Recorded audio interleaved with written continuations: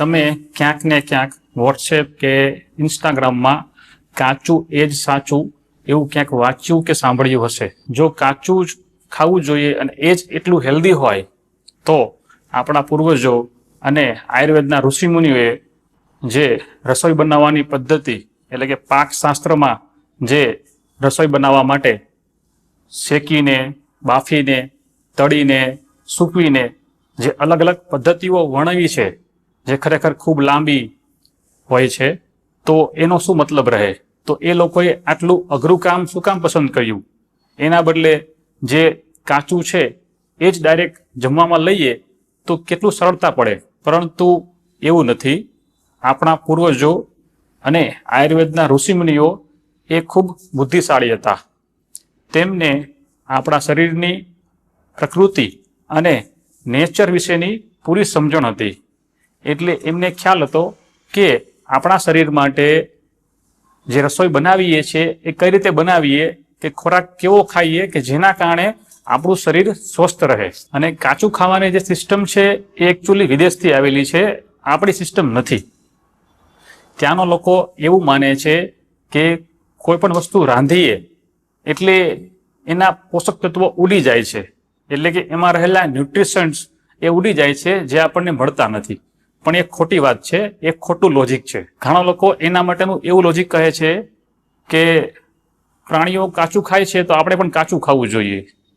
પરંતુ એ ખોટું છે, કારણ કે પ્રાણીઓની જીવનશૈલી, એમનું શરીરનું બંધારણ, એમની જઠરાગ્નિ, એમની ખોરાક પાચન કરવાની ક્ષમતા એ મનુષ્ય કરતાં અલગ હોય છે. બેયનું જીવન ધોરણ, બેયની પાચન શક્તિ અલગ અલગ છે. એટલે પ્રાણીઓ કાચું ખાય તો આપણે પણ કાચું ખાવું જોઈએ, એ લોજિક બંધ બેસતું નથી. તો આજના વિડીયોમાં આપણે કાચું ખાવા વિશેના 4 અલગ અલગ પ્રશ્નો વિશે માહિતી મેળવીશું. પહેલો પ્રશ્ન છે, કાચું અને રાંધેલા ખોરાકની આપણા પાચન, જઠરાગ્નિ ઉપર શું શું અલગ અલગ અસર થાય છે. બીજો પ્રશ્ન છે, લાંબા સમય સુધી ફક્ત કાચું જ ખાવાથી આપણા શરીરમાં તેની શું આડઅસર થાય છે. ત્રીજો પ્રશ્ન છે, કાચું ખાવાથી ઘણા લોકોને શરૂઆતમાં સારું લાગે છે, એનું કારણ શું? અને ચોથો પ્રશ્ન છે, આયુર્વેદ મુજબ કઈ કઈ વસ્તુ અને કેટલી માત્રામાં કાચી ખાઈ શકાય. પહેલો પ્રશ્ન એટલે કે કાચું અને રાંધેલા ખોરાકની આપણા પાચન ઉપર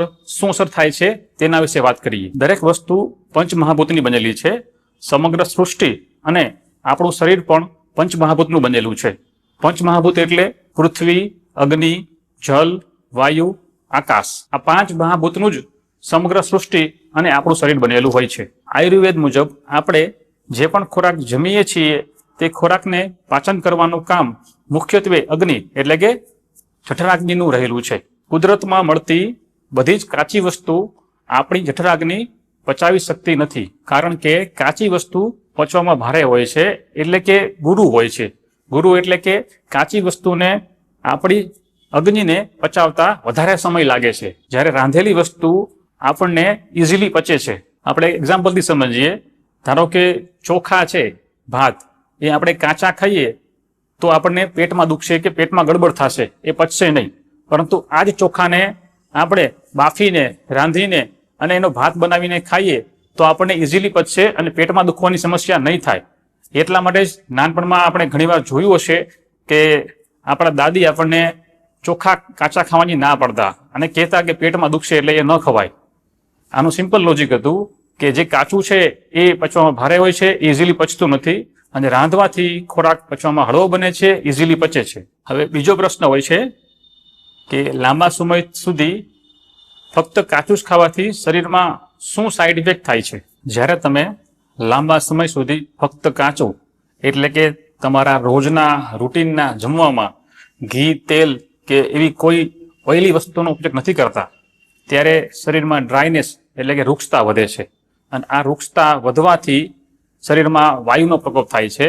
એ વાયુના પ્રકોપને કારણે વાયુના અલગ અલગ 80 પ્રકારના રોગમાંથી કોઈ પણ રોગ થવાની શક્યતા વધી જાય છે. અને આ કાચું લાંબા સમય સુધી લેવાથી શરીર કાળું પડી જાય છે, શરીરમાં ડ્રાયનેસ વધે છે, શરીરમાં નબળાઈ લાગે છે, થાક લાગે છે, ઊંઘ નથી આવતી, માનસિક રોગો થવાની શક્યતા વધી જાય છે, શરીરમાં ધ્રુજારી આવે છે, કબજિયાત થાય છે, ઉપરાંત ઘૂંટણમાં કટ અવાજ આવવા માંડે છે, એટલે કે સાંધાનો ઘસારો થાય છે, જેને આપણે સંધિવા કહીએ છીએ.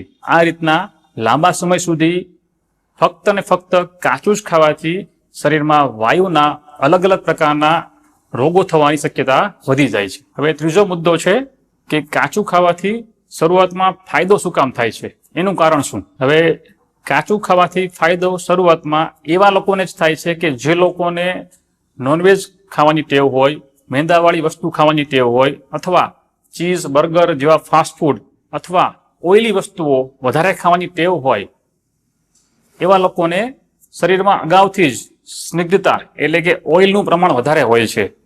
આ ઓઇલનું પ્રમાણ વધારે હોવાથી જ્યારે તે લોકો કાચું ખાવાનું શરૂઆત કરે છે ત્યારે કાચું વૃક્ષ હોવાથી એટલે કે ડ્રાય હોવાથી જે આગળની ઓઇલીનેસ વધેલી હોય છે એ ધીમે ધીમે ઘટે છે આ વૃક્ષતાના કારણે. જેના કારણે જ્યાં સુધી ઓઇલીનેસ પૂરી ખતમ નહીં થાય અને ડ્રાયનેસ વધશે નહીં ત્યાં સુધી એમને કાચું ખાવાથી સારું લાગશે. હવે જ્યારે લાંબા સમય સુધી આ કાચું ખાવાનું ચાલુ હોય છે અને તેના પરિણામે સ્નિગ્ધતા સાવ ઘટી જાય અને બોડીમાં વૃક્ષતાનું પ્રમાણ વધવા લાગે, એટલે કે વૃક્ષતા એકદમ વધતી જાય, ત્યારે એના સાઈડ ઇફેક્ટ એટલે કે કાચું ખાવાની સાઈડ ઇફેક્ટ થવાની શરૂઆત થઈ જાય છે. અને જે શરૂઆતનો ફાયદો હતો એ હવે નુકસાનમાં પરિણમે છે અને એની આડઅસર સ્વરૂપે વાયુ વધવાનું શરૂ થઈ જાય છે. પરંતુ જે લોકોને નોનવેજ કે આથાવાળું કે તેલવાળું વસ્તુ ખાવાની ટેવ નથી અને એ લોકો ડાયરેક્ટ કાચું ખાવા ઉપર આવશે અને લાંબો સમય કાચું લેશે તો એમને સાઈડ ઇફેક્ટ જલ્દી દેખાશે. હવે ચોથો મુદ્દો છે કે આયુર્વેદ મુજબ શું કાચું ખાઈ શકાય અને કેટલી માત્રામાં ખાઈ શકાય. આયુર્વેદ કાચું ખાવાની સાવ વિરુદ્ધમાં છે એવું નથી. આયુર્વેદમાં પણ ફળો અને અમુક સલાડો કાચા ખાવાની વાત કરેલી છે. જેમ કે ફળ બધા જ છે એ કાચા ખાઈ શકાય. ઉપરાંત કાકડી, ટમેટા, ડુંગળી, કાળા તલ આ બધી વસ્તુઓ પણ કાચી ખાઈ શકાય. પણ એ બધાનું માપ અને એની ખાવાની સિસ્ટમ હોય છે. જેમ કે તમે તમારું રોજનું ભોજન કાઉન્ટ કરો તો તમારે જમવામાં શાક, રોટલી, દાળ ભાત હોય છે, તો એમાં તમે સલાડ ઉમેરી શકો.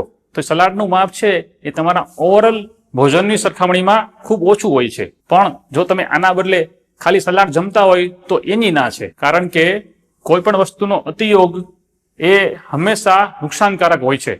એ જ વસ્તુ કાચાને પણ લાગુ પડે છે. પરંતુ આજકાલ વોટ્સએપ અને ઇન્સ્ટાગ્રામને કારણે કોઈ પણ વસ્તુ જલ્દીથી ફેલાય છે, જેના કારણે કોઈ વ્યક્તિને શરૂઆતમાં કાચું ખાવાથી ફાયદો થયો હોય તો તેનો પ્રચાર કરશે. એવી જ રીતે અત્યારે એલોવેરા, સરગવો એનો ટ્રેન્ડ ચાલે છે. એટલે કે બધા જ લોકો કંઈ પણ જાણ્યા જોયા વિચાર્યા વગર સરગવો, એલોવેરા એનું જ્યુસ પીવાનું ચાલુ કરે છે. આયુર્વેદમાં કોઈ પણ એક વસ્તુ બધા માટે સારી કે બધા માટે ખરાબ એવું નથી હોતું. આયુર્વેદમાં દરેક વસ્તુ, દરેકની તાસીર, વ્યક્તિની ઉંમર, એમનું પાચન, એમની રોગની અવસ્થા એના આધારે બદલાતી રહેતી હોય છે. એટલે કે એક જ વસ્તુ બધાને ફાયદો કરે અને બધાને નુકસાન કરે એવું બનતું નથી. તેથી ફક્ત ને ફક્ત કાચું જ ખાવું, ઘી, તેલ કે એવું કંઈ જ પણ ન ખાવું, એમાં આયુર્વેદ સહમત નથી. આપણા દેશમાં પાકશાસ્ત્ર મુજબ એટલે કે રસોઈ બનાવવાની જે સિસ્ટમ છે, રાંધીને, બાફીને, તળીને કે શેકીને, અથવા દાળ શાક જે બનાવવાની સિસ્ટમ છે, આપણે એમને બાફીએ છીએ, તેલનો વઘાર કરીએ છીએ, ઘીનો વઘાર કરીએ છીએ, ઉપરાંત ધાણા, જીરું, હળદર, મીઠું, મરચું, મરી મસાલા નાખીએ છીએ. તેના કારણે રસોઈ સ્વાદિષ્ટ બને છે, ઉપરાંત પચવામાં સહેલી પડે છે અને એના કારણે વાયુનું શમન થાય છે. એટલે કે વાયુના રોગ થતા નથી. હજારો વર્ષોથી રસોઈ બનાવવા માટેની જે સિસ્ટમ કહેલી છે કે આપણે પરંપરા મુજબ જે રીતે રસોઈ બનાવીએ છીએ અને જે ખોરાક લઈએ છીએ તે ખોરાક આપણા શરીરને સ્વસ્થ રાખવા માટે પૂરતો છે. તો આપણે બધાએ એ સિસ્ટમ અને એ રસોઈ અને એ ખોરાક જ જમવાનો આગ્રહ રાખવો જોઈએ. જય ધન્વંતરી.